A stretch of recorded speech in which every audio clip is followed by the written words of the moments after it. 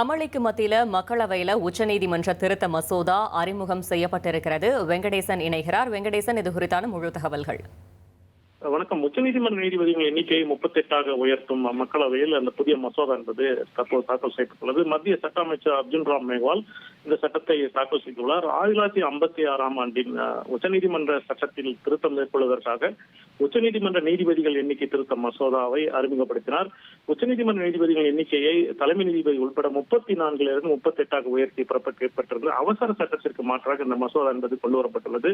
கடந்த மே மாதத்தில் இந்திய குடியரசுத் தலைவர் உச்சநீதிமன்ற நீதிபதிகள் எண்ணிக்கையை தலைமை நீதிபதியை தவிர்த்து 33 37 உயர்த்துவதற்கான அவசர சட்டத்தை ஒன்று ஒப்புதல் அளித்திருந்தார். இதன் மூலம் தற்போது இந்திய தலைமை நீதிபதி உட்பட உச்சநீதிமன்றத்தின் மொத்த அனுமதிக்கப்பட்ட நீதிபதிகள் எண்ணிக்கை 38 உயர்ந்துள்ளது. இருப்பினும் தற்போதைய நிலையில் தலைமை நீதிபதி உட்பட 32 நீதிபதிகள் மட்டுமே உச்சநீதிமன்றத்தில் பணியில் உள்ளனர் என்பது குறிப்பிடத்தக்கது.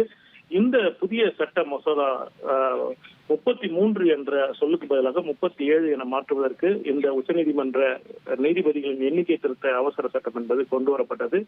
இந்திய அரசியலமைப்பு சட்டத்தின் 124வது பிரிவின்படி உச்சநீதிமன்றமானது இந்திய தலைமை நீதிபதியும் நாடாளுமன்ற சட்டத்தின் மூலம் நிர்ணயிக்கும் எண்ணிக்கையிலான நீதிபதிகளையும் கொண்டிருக்கும்.